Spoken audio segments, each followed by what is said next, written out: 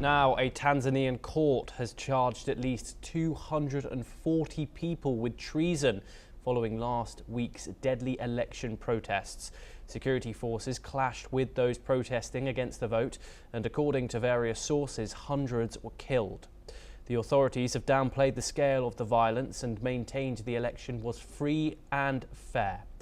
President Samia Suluhu Hassan was declared the winner of the election with 98% of the vote, but the opposition, which was barred from contesting, denounced the poll as a sham. The defendants could receive the death penalty if found guilty. However, in Tanzania, the majority of those sentenced to death eventually have their sentence commuted to life in jail.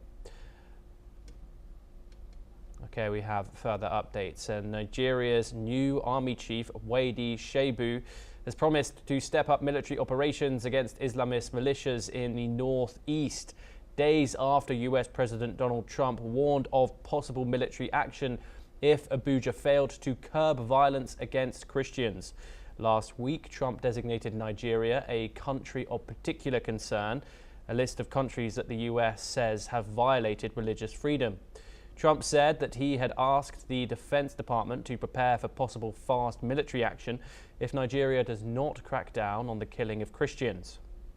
Okay, now joining us once again is Osanyin Taiwo. Of course, it has come just a couple of days after Donald Trump initially made these claims that Nigeria has not been doing enough to stop the killing of Christians in Nigeria. Now, Nigeria has responded both rejecting the claims that this is happening, and now there has been an update, and Nigeria's top army chief says the military is ready to crush insurgents that target Christians in the African country. As the US raises concerns over these religious freedom violations, how is Nigeria balancing internal security operations with this international human rights scrutiny? Let me further state that, unfortunately, we still have certain security issues happening recently in Nigeria. Just yesterday, Thomas, in the part of north central of Nigeria, that is in Kwara State, some people were actually attacked who are presumed, or from the pictorial evidences, showed that they were Christians in a particular denomination.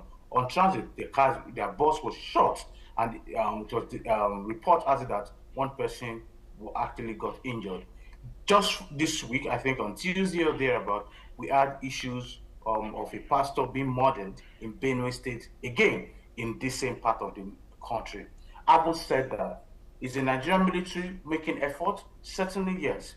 Do we have collaboration? Certainly yes. But one thing is very critical is that when the military are actually trying to solve this situation, and they are very wicked, that's the word, wicked officers in their team, putting out relative information to terrorists and terrorist groups. And we also have in pictorial evidences just some days ago where a particular local government chairman was having negotiation with this bandit and this terrorist.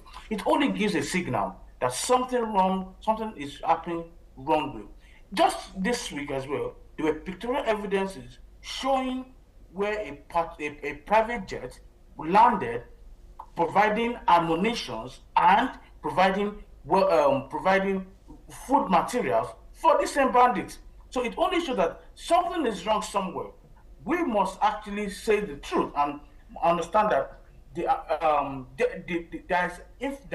are killings happening in the country, not disputing the fact that we may be Christians or Muslims.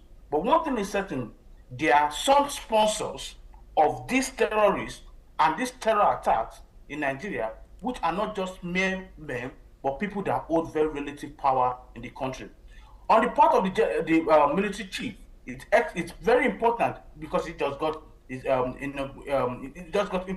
the position a few weeks ago, I think 2 weeks ago. It's very important that the Nigerian military, in collaboration with the citizens, must find a way to cope this current insecurity crisis in this country, because it is becoming enormous and it's becoming it's becoming like a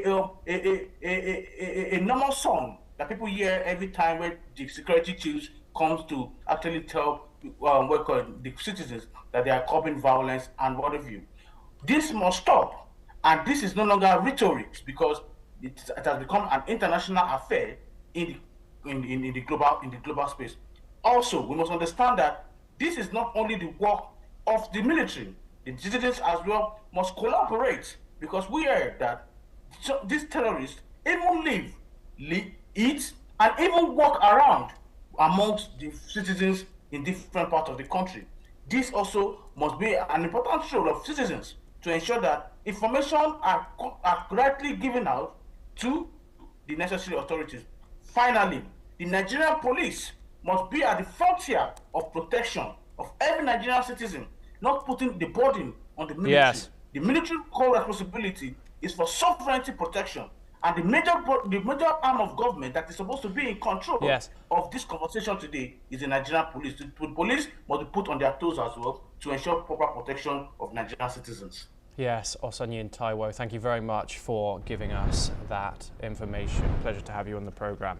We now move on and over to Ethiopia, where the Tigray People's Liberation Front has accused the government of launching drone strikes in northern Tigray.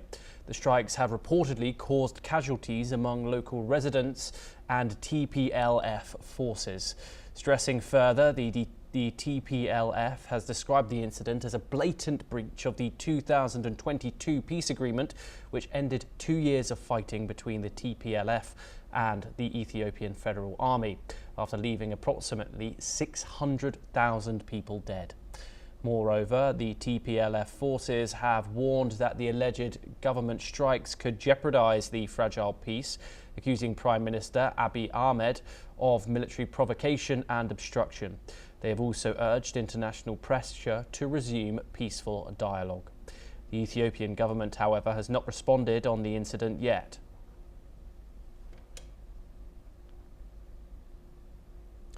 And that's a wrap on the Africa Brief today.